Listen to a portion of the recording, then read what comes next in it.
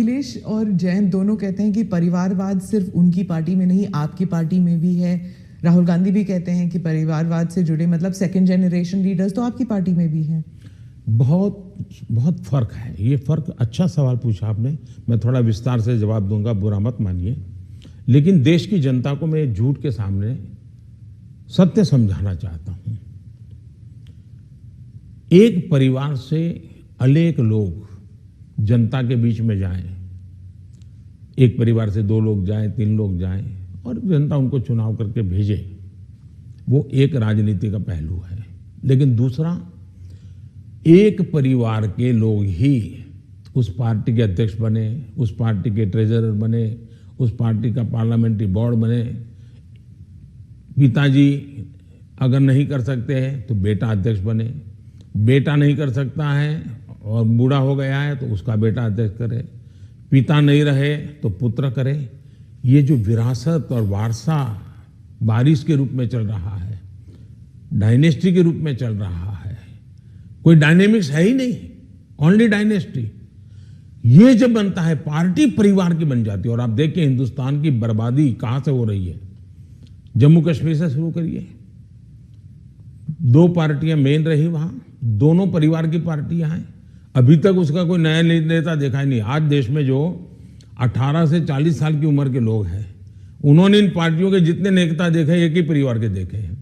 दोनों पार्टी, पंजाब में देखिए परिवार वाली पार्टी, आप हरियाणा में देखिए परिवार की पार्टी, उत्तर प्रदेश देखिए परिवार की पार्टी, झारखंड देखिए परिवार की पार्टी, आप तमिलनाडु में जाइए परिवार की पार्टी। ये परिवार ही पार्टी चलाता है। परिवार जो चाहे उनका भला है। ये लोकतंत्र के लिए बहुत से बड़ा खतरा है। एक पार्टी के 2 लोग अगर एमएलए बन गए, एमपी बन गए, तो वो पार्टी परिवार की नहीं बनी है। और ये दोनों को फर्क समझना होगा। कोई ऐसा कह करके इतने बड़े पाप से भाग जाए, ये नहीं चल सकता है। और मेरा मत है, परिवारवादी पार्टियां लोकतंत्र का सबसे बड़ा दुश्मन है, क्योंकि लोकतंत्र के मूलभूत सिद्धांतों को ही वो नकारता है।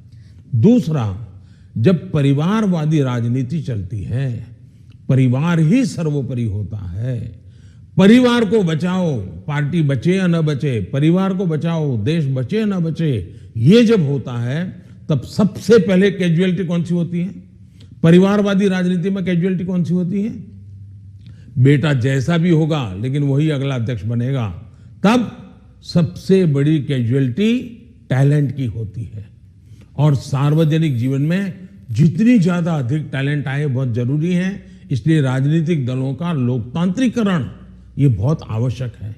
परिवारवादी पार्टियां नए अच्छे नौजवानों को राजनीति से आने से रोकते हैं।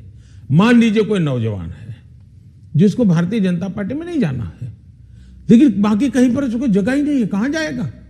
क्योंकि बाकी में तो है भाई, उसके परिवार का मैं नहीं हूं, तो थोड़े दिन तो मेरा उपयोग होगा, बाद में मुझे फेंक देंगे। मैं उनके काम आऊंगा तब तो चलूंगा, लेकिन मैं राज्य की भलाई के लिए काम करूंगा तो मैं नहीं चलूंगा। सब नौजवान डर रहे हैं सार्वजनिक जीवन में आने से। भारतीय जनता पार्टी को आ रहे हैं तो लोगों को लगता है कि भारतीय जनता पार्टी क्यों बढ़ रही है, क्योंकि लोकतांत्रिक तरीके से चल रही है।